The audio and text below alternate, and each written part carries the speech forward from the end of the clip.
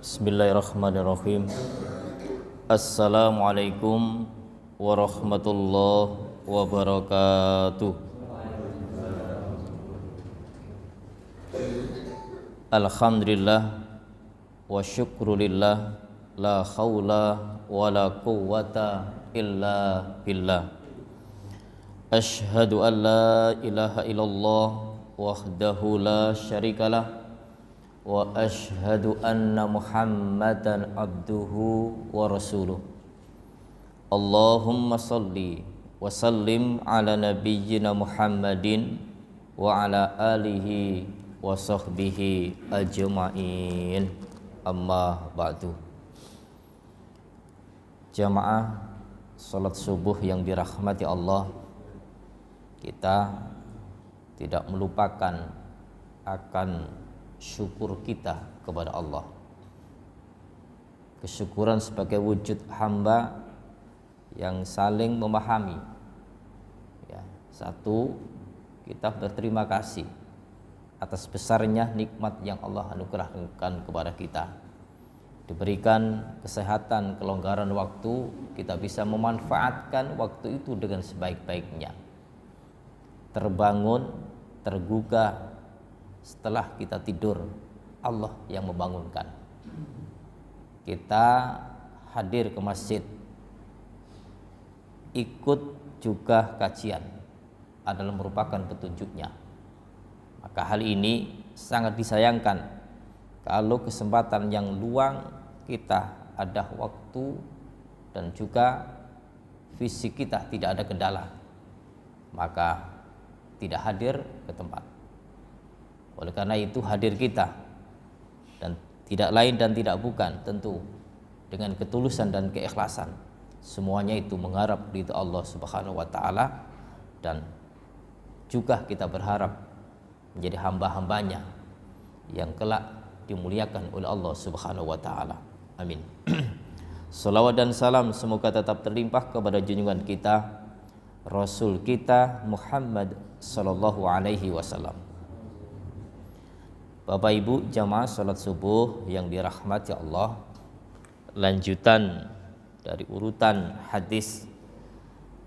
Tadi malam kita bahas dua hadis, 350, 351. Sekarang 352, 353. Ya, ada dua bab, dua hadis ini kita akan selesaikan. Yang hal ini berurutan dan juga walaupun berbeda bahasan, tapi yang jelas masih dalam bahasan Kitabul Masajid wa mawadhi'is shalah. Bab yang pertama, babu mata yakumun nas lis shalah. Bab yang membahas kapan berdirinya manusia, berdirinya jamaah untuk melakukan sholat. Nah, ini judul yang diangkat oleh muallif. Hadis 352. Hadisu Abi Hurairah radhiyallahu anhu qala, uqimatis sholatu wa uddilatis sufuf qiyaman. Dari sahabat Abu Hurairah yang mengatakan, iqamah salat telah selesai, telah dikumandangkan. Wa uddilatis sufuf qiyaman, dan saf-saf itu sudah diluruskan dalam rangka untuk berdiri. Fa kharaja ilaina Rasul sallallahu alaihi wasallam, maka Rasul keluar kepada kita. Ya, artinya Rasulullah itu ketika iqamah beliau keluar untuk mengimami jamaah. Falamma qama fi musallahu dzakara annahu junubun. Maka ketika Rasul itu berdiri tegak di tempat sholatnya untuk jadi imam, saat itu beliau teringat bahwasannya beliau sedang jinabat. Teringat. Falamma lana, Maaf.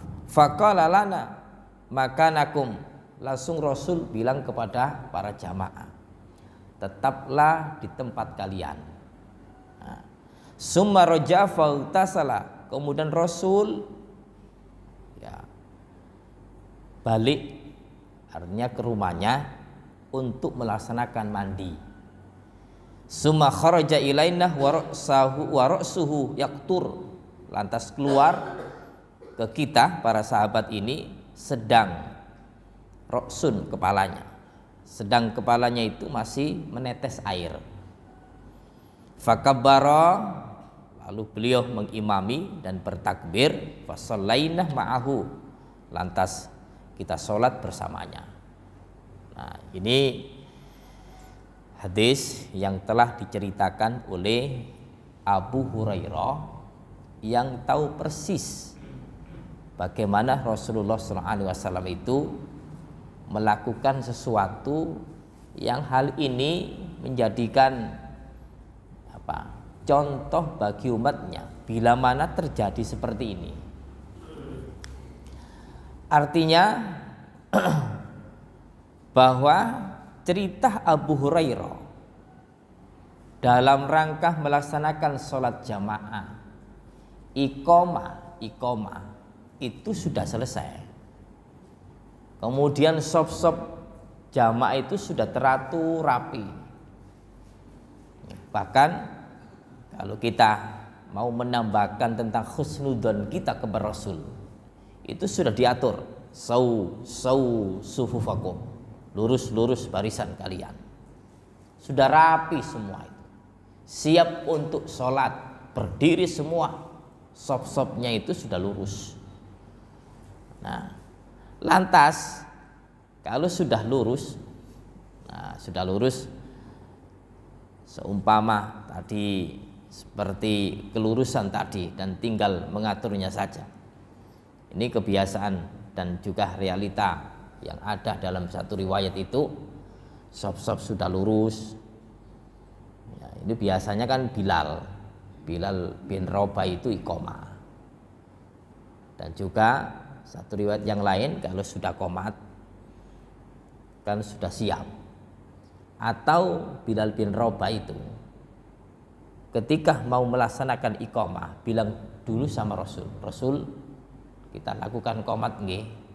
Nah, begitu. Nyampaikan ke Rasulullah dulu. Sebabnya apa? Rumahnya Rasul itu mepet dengan masjid. Ya, Masjid Nabawi. Sumpama ini masjid satu peta ini. Nah, maka sampingnya, kalau sini kan sebelah selatan. Ya, sampingnya masjid itulah rumah Rasulullah. Yang sekarang itu kan ya makam beliau, makam Rasul, makam Abu Bakar, makam Umar bin Khattab.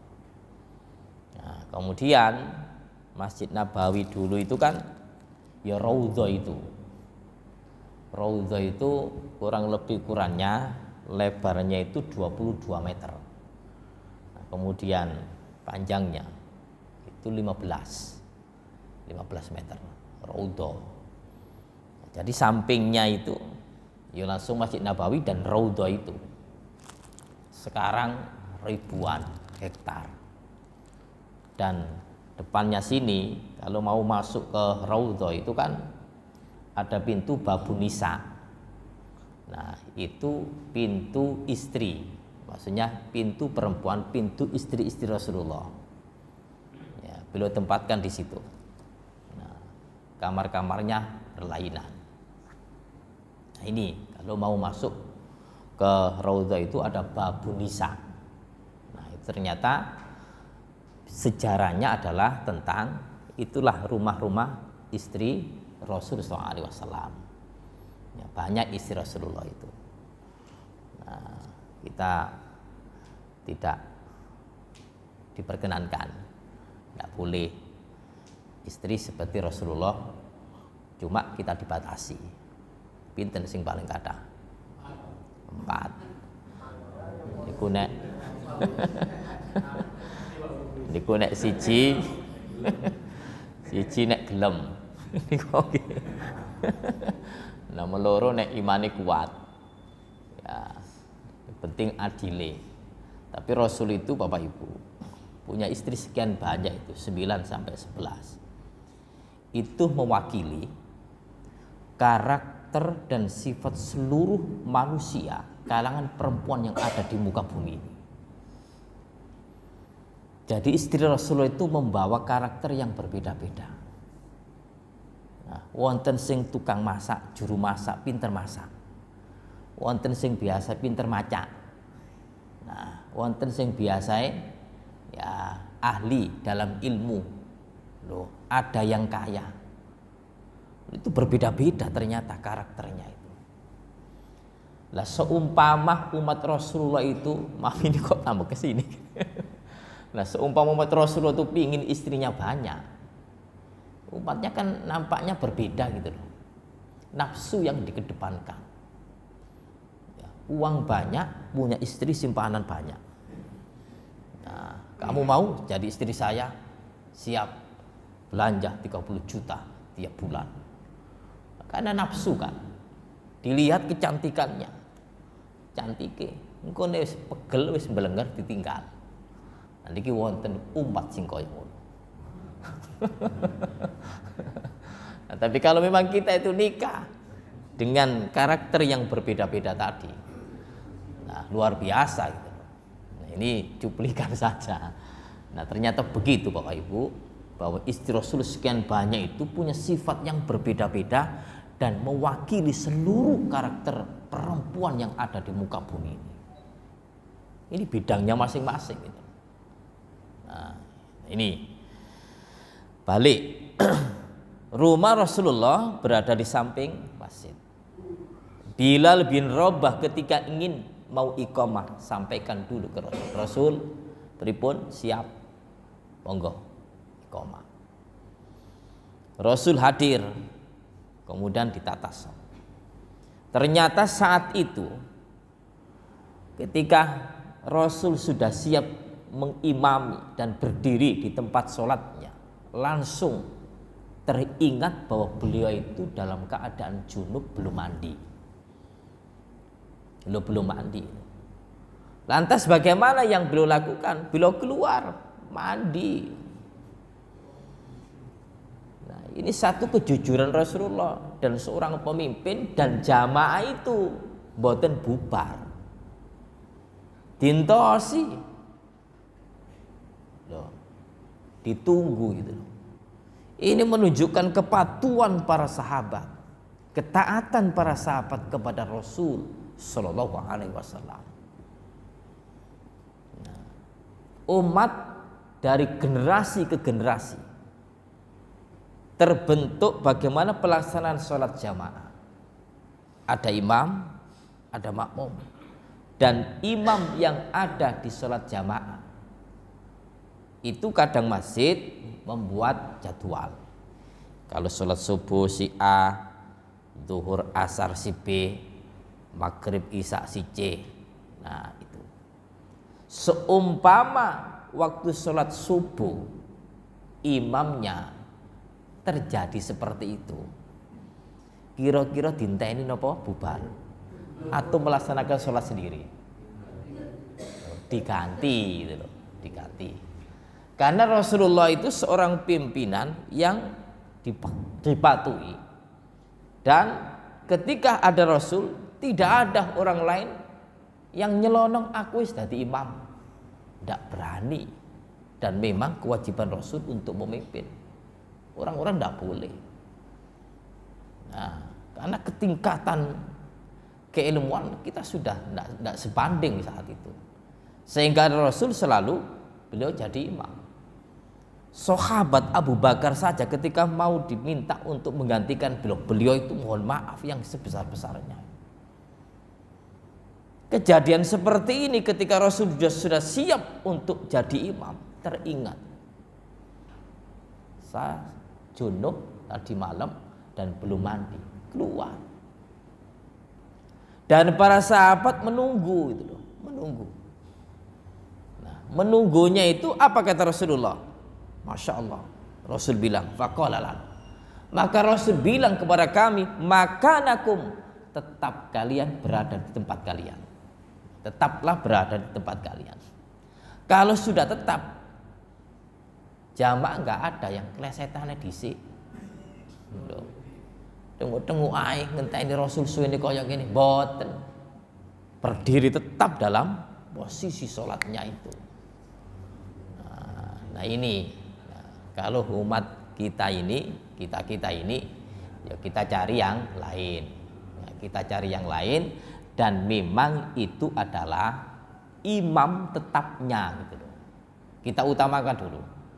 Jadi imam sholat di sebuah masjid, kita itu kan sudah punya imam tetap. Lah orang-orang yang tidak biasa jadi imam, ada imam tetap, ndak boleh nyelonong. Aku wae kula mawon, coba kula tadi imam. Itu harus izin dulu, ndak boleh nyelonong. Peraturannya seperti itu. Makanya dalam sebuah hadis riwayat Muslim, wala ya ummanna, ini tegas betul. Wa ummanna ar-rajulu ar-rajula fi sultanihi. Tidak boleh seseorang itu mengimami seseorang. Mengimami seseorang di tempat kekuasaan orang lain. Di tempat kekuasaan orang lain, kecuali diizini. Atau sudah terbiasa, nek jadwali subuh, jadwali zuhur, orang ini hadir, dengan sendirinya orang itu. Sudah orang-orang lega, dan orang-orang itu legowo. Tidak bertanya-tanya, sapa ngimami ku anyar kok suaranya geratak-geratak ini. Nah, ini gara-gara tidak ada ACC, tidak terbiasa dan tidak diketahui. Harus ada izin dulu dari yang menguasai, yang menjadi takmir, yang menjadi ya yang ditunjuk oleh masjid itu. Nah, sehingga pernah terjadi, ya, kita tidak tahu karakter orang itu dan tidak tahu kualitas bacaannya. Langsung angkat tangan, Pak, saya jadi imam, Pak. Dia minta gitu. Nah, kita tidak tahu, kemudian mohon maaf Pak, pun wonten sing dados imam. Sudah tidak boleh bantah lagi gitu. Dia langsung, iya. Dan pernah terjadi satu masjid besar. Ya, waktu sholat isya, azan berkumandang. Cuma permasalahannya, azan sudah berkumandang, iqomahnya ini lama gitu loh, lebih dari 10 menit. Jamaah nunggu, imami gurung teko. Imami gurung teko. Bagaimana sikap jamaah? Lah sikap jamaah ini menunjuk jamaah-jamaah yang ada itu, Pak, monggo Pak jenengan dadi imam. Nah, setelah ngimami selesai, yang menguasai masjid itu hadir itu. Dan ini kurang baiknya. Sudah sholat sudah selesai, imamnya dipanggil. Maaf ngapunten, dilo-ilokno imami. Sampe dapat dilo-ilok ojo reken. Dia sendiri yang salah gitu. Jadwal iqomah itu panjang, belum datang gitu. Terus gimana? Sudah biasa aja. Ini harus ada gitu loh. Harus ada, dan ini kesepakatan jamaah karena imamnya tidak ada itu. Ya. Nah ini maksud kami, ketika memang kondisi-kondisi seperti itu, orang pada menunggu, ternyata imamnya belum datang, jamaah sepakat. Bismillah sudah jalan aja, walaupun akhirnya nanti diberikan pelajaran yang banyak, tapi gimana orangnya, diem aja. Nah ini, nah kalau kondisi seperti ini lain lagi gitu, lain lagi, karena darurat. Nah, jamaah sudah menunggu, orang berdatangan karena itu masjid di pinggir jalan umum. Di pinggir jalan umum itu kan macam-macam ragamnya orang yang datang ke situ. Ada orang yang datang kerja kemudian pingin pulang, maunya pingin cepat sholat di situ. Nah, akhirnya kedaruratan itu dilakukan. Bismillah, insya Allah tidak ada masalah. Maksudnya hadis bahwa la ya ummanna, jangan sekali-kali seorang itu mengimami kaum tanpa izin yang menjadi yang memiliki kekuasaan di tempat itu. Harus ada izin. Nah, seumpama tolek-tolek kok imame gurung teko iki. Jamaah wis oto 10 menit sudah lebih. Nah, maka reaksi kita kan menunjukkan ya jenengan mawon. Wis kate buyar sak rakaat imame teko. Ya nyadarono ngoten lho. Ya paling tidak terima kasih Pak kula ngapunten telat. Ojo dilok sampean duduk omah kene kok ngene. Jangan. Kita rileks gitu dalam hal itu, damai. Damai. Ya, kan alhamdulillah diimami dan orang-orang pun juga tidak ada masalah itu. Yang masalahnya tadi kalau imam itu tidak sukai jamaah. Tidak disukai jamaah. Kemudian banyak berbuat dosa. Maka makruh jadi imam. Makruh jadi imam. Nah, ini balik ke hadis ini. Permasalahan yang menjadi menjadi titik berat dalam hadis ini adalah iqamah sudah selesai, kemudian ada jeda, dan iqamah itu tidak diulangi lagi gitu loh. Hadis ini gitu. Jadi seumpama iqamah sudah selesai, kemudian imamnya udzur. Maaf Pak, ngapunten ya. Kula badhe teng wingking. Lah itu jamaah harus menunggu itu. Menunggu. Nah, tapi kalau nampaknya imamnya itu udzurnya lama, memberikan wewenang kepada jamaah. Bapak, wonten ingkang saged ngimami monggo. Kula wonten udzur. Nah itu. Tapi kalau hanya sekedar kula teng wingking sekedap dintosi mawon. Dintosi. Nah, begitu etikanya itu, etikanya. Maksudnya di sini tadi ketika ada jeda seperti itu, iqamahnya tidak perlu diulangi. Nah, gitu. Tidak perlu diulangi. Nah, habis ke kamar mandi, suwe ini. Komatone meneng rek. Gak ganti komate mang. Mboten. Jadi iqamah tadi sudah sah. Dan tidak ada anjuran, tidak ada dalil. Satu, mengulangi iqamah lagi. Yang kedua juga tidak ada dalil. Para sahabat ketika menunggu Rasulullah untuk mandi ke rumahnya, para sahabat sholat jamaah sendiri, para sahabat sholat sendiri-sendiri, tidak. Ternyata para sahabat menunggu di tempatnya itu, dan Rasul datang, kemudian dilihat oleh jamaah. Loh, rambutnya masih dalam keadaan basah, mandi jinabat. Ini contoh itu loh, contoh. Dan kondisi jinabat dan wajib mandi, umpama saat itu dianggap terpaksa darurat, tayamum mai. Di situ tidak boleh. Karena kondisi keadaan saat itu masih terjangkau untuk mencari air digunakan untuk mandi. Nah, tidak boleh tayamum. Atau lapor, Bapak Ibu pulau jodoh. Ya, tak tayamum mawon. Tidak boleh. Sudah keluar aja. Nah, ini zaman Rasulullah. Kepatuhan para sahabat luar biasa. Lah di zaman kita tidak seperti itu. Ada imam, kemudian ada udzur, monggo gitu loh. Monggo. Jadi imamnya pun juga harus mengerti. Nah, harus keluar, tidak boleh dipaksa-paksa. Dan kalau memang batal, itu harus keluar. Dan nanti ada penggantinya.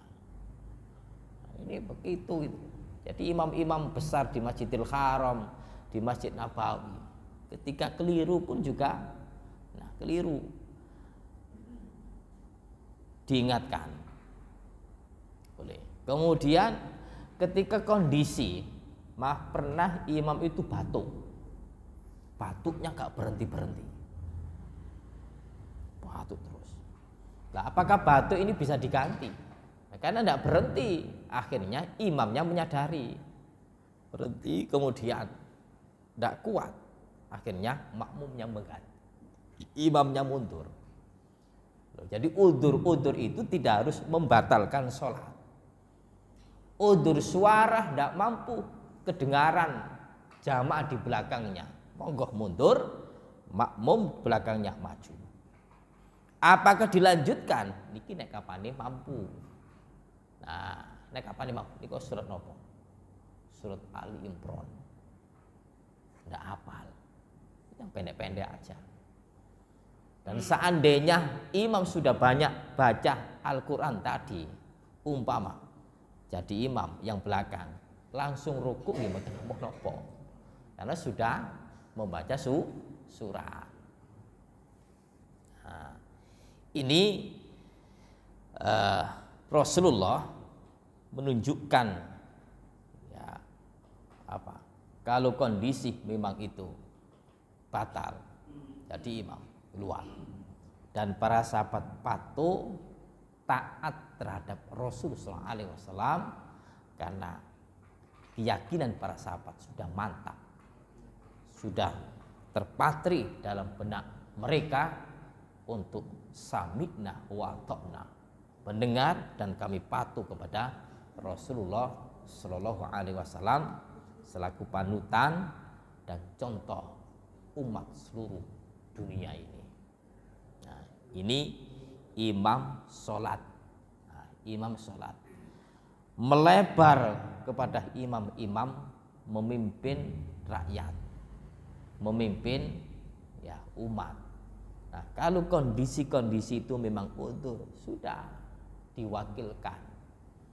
Nah, rata-rata sekarang itu kan ada ketua, ada wakil. Kalau ketuanya tidak bisa, larinya ke wakil. Nah, jadi wakil itu terpakai. Nah, kalau Rasulullah dulu kan tidak langsung, ya memang Rasul seorang nabi, ya, seorang pemimpin. Nah, saat itu kan nggak ada wakilnya nabi, itu nggak ada. Nanti ada sebutan khalifah itu. Nah, kalau kita itu kan ada ketua, ada wakil, ada sekretaris, ada bendahara.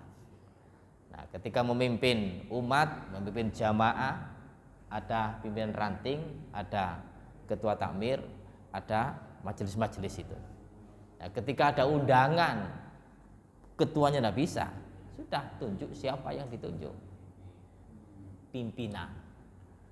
Nah, ini untuk urusan amanah yang telah diamanahkan kepada umat, dan umat itu ada beberapa pejabat, ada beberapa pengurus yang telah memegang amanat itu, sehingga tidak harus ketuanya, tapi nanti ketuanya seandainya uzur turun ke bawah, uzur turun ke bawah.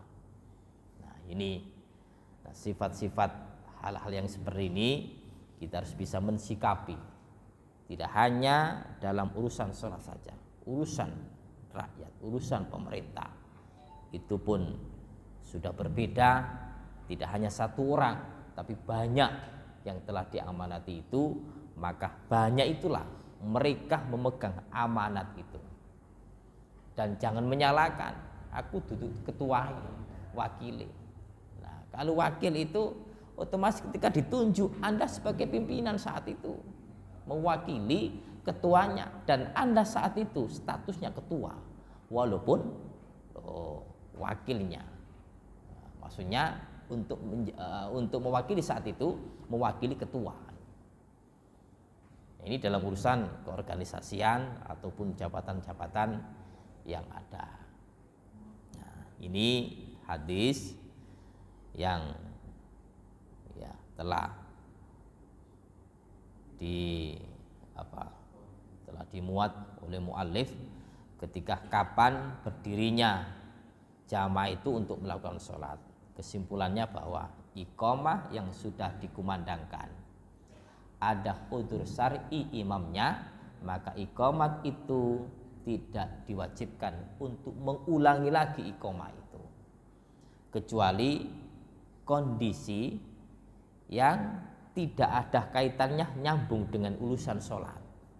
Contoh, imam sudah siap. Nah, ternyata kondisi masjid, lingkungan ada goncang, gempa bumi. Otomatis kan bubar sholat itu. Nah, ternyata gempa buminya berhenti. Orang-orang balik lagi. Nah, kondisi seperti ini, kira-kira di iqomahnya diulangi apa? Tetap diulangi lagi gitu. Nah, karena sudah bubar dan kondisinya itu satu memungkinkan untuk balik lagi, memungkinkan untuk tidak balik. Tapi dilihat kok sudah reda, maka kita akan ulangi lagi iqomah itu. Nah, kondisi jadi iqomah itu. Baik, ini hadis 352. Selanjutnya hadis 353. Babu man adraka rakaatan minas sholati faqad adrakah tilka shalah. Bab yang menjelaskan siapa yang mendapati satu rakaat. Mendapati rakaat. Nah, ini. Mendapati satu rakaat atau mendapati rakaat dari sholat, maka sungguh mendapatkan sholat itu. Nah, ini judulnya. Hadisnya juga simpel. Hadis Abu Hurairah radhiyallahu anhu. Anna Rasulullah sallallahu alaihi wasallam qol, dari sahabat Abu Hurairah bahwa Rasulullah sallallahu alaihi wasallam bersabda, man adrakah rakaatan minas shalah faqad adrakas shalah. Barang siapa yang mendapati satu rakaat, mendapati rakaat dari sholat, maka sungguh ia telah mendapati sholat itu. Telah mendapati sholat itu. Baik, jamaah yang dimuliakan Allah, dari beberapa pensyarah ya, kami temukan tercatat dalam kitab fikih ya, Manhajus Salikin karya Syekh Abdurrahman bin Nasir As-Sa'di. Beliau memberikan judul wa yudraku waktu sholat bidroki rokaatin. Didapati waktu sholat satu rokaat, maka ia mendapatkan rokaat. Artinya sudah sah untuk melaksanakan waktu itu dikarenakan daunya Rasul, man adraka rakaah minas shalah. Barang siapa mendapati satu rokaat dari sholat, maka sungguh ia telah melaksanakan sholat itu. Nah, hadis ini ada dua kandungan itu, dua kandungan makna.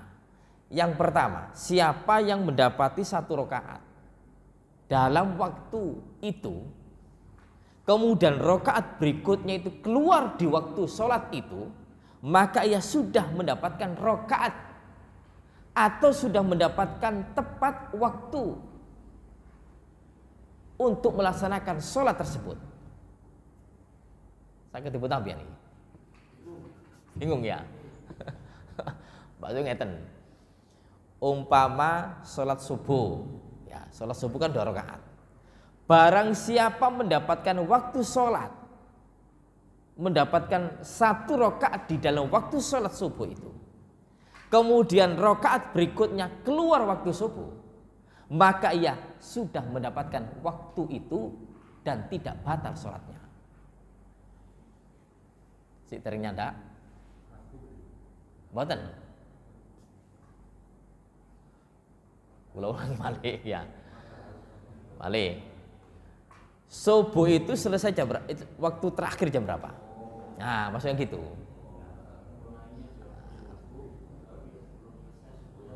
Subuhnya sudah habis gitu loh. Umur 5:30 ya. Umpama ya. Subuhnya terakhir. Lah ketika sebelum 5:30 kita mendapati 1 rakaat. 1 rakaat berikutnya sudah keluar subuh, maka itu tidak batal sholatnya, sudah tetap di waktu subuh. Dalam? Tidak hanya di waktu subuh saja gitu loh. Nah, waktu zuhur gitu. Waktu zuhur entah itu memang sholat molor ya. Tak delok jam. Allahu Akbar. Dapat 1 rakaat atau dapat 2 rakaat. Adzan berkumandang. Ayo. Kalau orang nggak mengerti, dibuyarno sholatnya. Loh, enggak gitu loh. Jangan lanjutkan, Anda sudah berada di waktu zuhur tadi. Karena sudah dapat berapa? 1 rakaat. Ini hadisnya. Makna 1. Nah, pensaran 1. Nah, penjelasan. Dan ini ada di kitab Manhajus Shalikin karya Syekh Abdurrahman As-Sa'di. Ya. Dan ini seperti itu gitu loh. Realita di lapangan. Tapi kalau sudah tidak dapat 1 rakaat, waktunya azan, Allahu Akbar. Si guru ngopo-opo. Azan berkumandang, pripun? Sudah batal sholatnya, belum dapat apa-apa. Nah, ini sholat wajib, sholat wajib. Nek sholat sunnah, lain lagi kan, sholat sunnah kan habis azan. Jadi sholat sunnah itu azan sudah selesai, baru sholat sunnah rawatib. Nah, seperti sholat sebelum subuh. Ini maaf, ada beberapa jamaah tidak di sini. Waka sholat sakgurunge subuh. Sholat rakaatan dan fajri khairum minad dunya wa ma fiha. 2 rakaat sebelum subuh itu nilainya lebih baik dunia dan seisinya. Dilakoni sakgurunge subuh. Belum adzan, sudah sholat 2 rakaat, bukan itu. Itu sholat malam itu. Jadi pelaksanaan sholat rawatib itu kalau adzannya sudah selesai, baru sholat rawatib. Nah, itu aturannya. Tapi untuk sholat wajib tadi itu. Nah, ini makna yang pertama. Makna yang kedua, barang siapa mendapati 1 rakaat dalam sholat itu, maka sungguh ia terhitung 1 rakaat. Mendapati 1 rakaat. Lah 1 rakaat itu yang mana kita mendapati 1 rakaat itu? Nah, di dalam hadis dijelaskan. Idza ji'tum ila sholati wa nahnu sujudun fasjudu. Apabila engkau datang untuk sholat, untuk sholat, wa nahnu sujudun, dan kami ini sedang sujud, fasjudu, ikuti sujud. Tadi malam kan sudah kita jelaskan, hadirnya sholat, kondisi imam bagaimanapun kita harus turun. Sujud, gak oleh apa-apa, engkau ae ngenteni ngadeg. Terhitung apa orang? Tidak terhitung kan? Tapi tidak boleh gitu loh, tidak boleh kita menunggu berdiri saja nanti kita terhitung, karena sujud tidak terhitung gitu loh. Tapi tidak gitu loh. Siapa yang datang saat itu menemui imam kondisi bagaimanapun, ikuti. Bahkan sampai kita sampaikan, datang telat imam sudah tahiyat awal, tahiyat akhir. Ojo sampai wis mari gawe jamaah. Gak dapat 25, 27, tidak. Hadirkan sholat Anda walaupun hanya rakaat terakhir dan apalagi sampai tahiyat. Sudah nggak usah pulang, ikuti saja. Niat Anda sudah baik. Nah, apabila kami sedang sujud, fasjudu, sujudlah gitu. Jadi takbir kemudian sujud. Nggak usah diurut. Belum rokok dekepan mau sujud, enggak. Takbir Allahu Akbar dulu, karena sholat itu diawali dengan takbir. Kalau langsung ini Allahu Akbar sujud. Takbir dulu selesai, ini persyaratan. Nah, kemudian takbir untuk sujud. Itu itikol sudah. Nah, ketika kondisi sujud, sujudlah wala ta'udduha, dan jangan kau hitung sebagai 1 rakaat. Nah, jangan, nggak boleh. Wala ta'udduha syai'an, dan jangan kau hitung sesuatu pun ini dapat 1 rakaat, tidak. Waman adraka rok'ah, barang siapa mendapatkan rokaat, nah rokaat, fakot adraka sholat, ia mendapatkan rokaat dalam sholat itu. Di dalam hadis yang lain, nah Imam Ibnu Khuzaimah, manakah seorang makmum terhitung untuk mendapatkan satu rokaat? Hadisnya jelas, man adraka rok'ah, barang siapa mendapatkan satu rokaat minas sholati, dari sholat ada, fakot adrakaha, maka sungguh ia telah mendapatkan satu rokaat sholat itu. Kapan? Nah ini jawabannya jelas, qabla ayyukimal imam sulbahu, sebelum imam itu mengangkat tulang punggungnya. Berarti napa? Ruku. Berarti siapa yang mendapati ruku, ia mendapati satu rakaat. Tapi kalau imam itu sudah bangkit, ini maksudnya gitu. Imam sudah bangkit, sami Allahu liman hamidah, kita baru datang, maka sudah tidak dapat. Jelas hadisnya, qablah ayyukima. Nah, nek kapan terhitung satu rakaat itu sebelum bangkitnya imam tadi. Maka ini kisah Abu Bakar, ya, saking semangate sholat, pintunya masjid kan langsung dari belakang itu. Imam jamaah usruk rukuk ya, dari pintu Allahu Akbar, Allahu Akbar, rukuk melaku ngene. Jadi jalan masuk ke shaf, sudah ngikuti. Ketika salam ikut salam itu, salam ikut salam. Nabi, nah, punya mukjizat bisa melihat dari punggungnya. Langsung aja keroh sampeyan rene. Matun sholat, dipanggil, Pak Bakro, ngapunten, jenengan teng mriki. Napa Nabi? Jenengan napa sholate? Nggih Nabi, kula ruku wonten wingking melampah. Ya, kemudian saya masuk ke shaf itu. Apa kata Nabi? Zid khirsan wala ta'ud. Mudah-mudahan Abu Bakar, Allah menambah semangat Anda dalam melaksanakan sholat. Wala ta'ud, tapi ojo diulangi maneh ya. Lho ngoten. Ojo diulangi. Sing gawe diulangi napa wau? Rukuk melampah dugi tebene wau. Iku enggak boleh diulangi. Ya, berarti masih dimakfu, namun tidak boleh dicontoh. Nah terus gimana? Ketika kita itu hadir ke sholat, sudah ikuti barisan itu, ternyata bangkit, nggak dapat. Bangkit nggak dapat. Nah ini untuk pelaksanaan sholat itu ukuran orang itu mendapatkan satu rakaat. Nah di dalam masjid-masjid besar, ketika masjid, contohlah masjid pusat, Masjid Nabawi,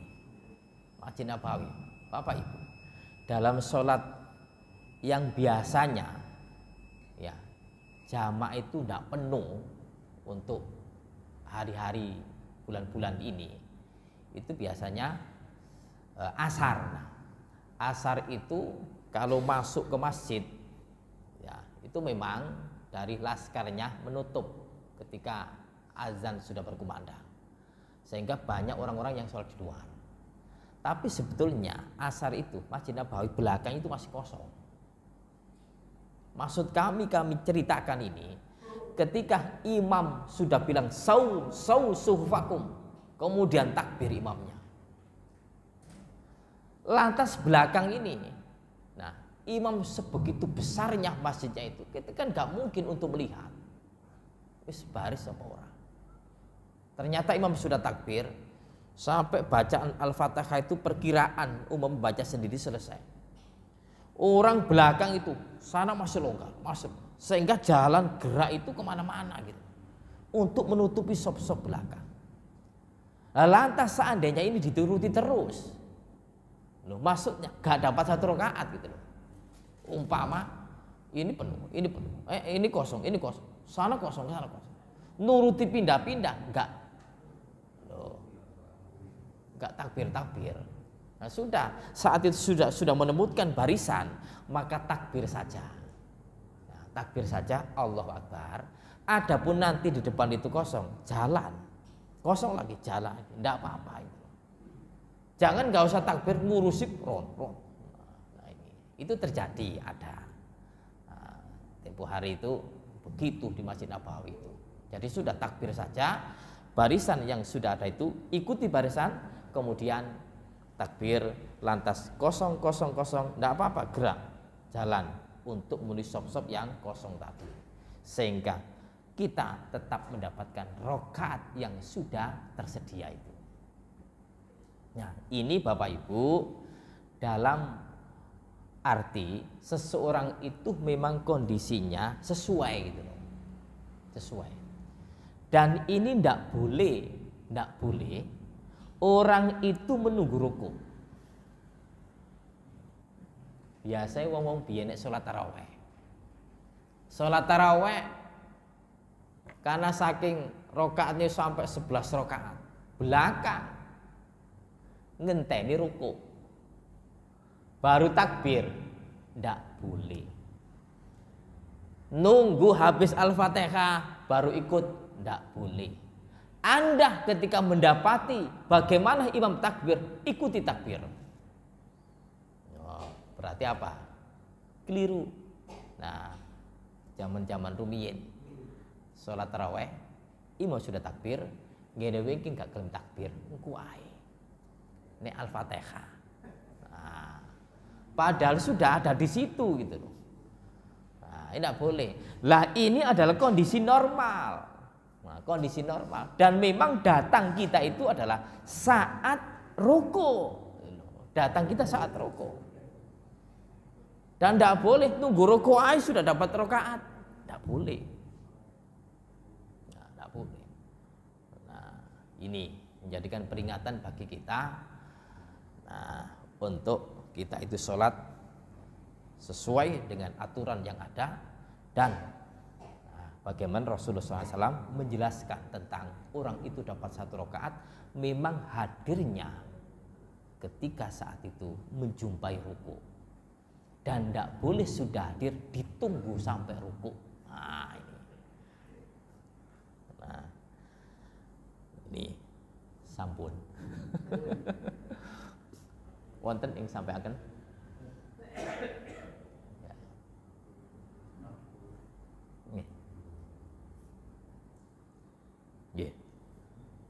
Namun ya, baik Bapak Ibu jamaah yang dimuliakan Allah, kiranya itu yang bisa kami sampaikan dalam kajian pagi ini, 2 hadis seputar masalah sholat. Mudah-mudahan menjadi petunjuk bagi kita, dan ibadah yang kita lakukan semakin mantap, semakin yakin karena ilmu yang kita miliki, dan kelak menjadikan sebuah balasan yang sudah kita angen-angen, ya, bahwa sholat nilainya besar di hadapan Allah, dan kita tergolong sebagai hamba-hambanya yang beruntung dunia hingga akhirat. Akhirnya kita tutup dengan doa kafaratul majelis. Subhanakallahumma wa bihamdika asyhadu an la ilaha illa anta astaghfiruka wa atubu ilaik. Wassalamualaikum warahmatullahi wabarakatuh.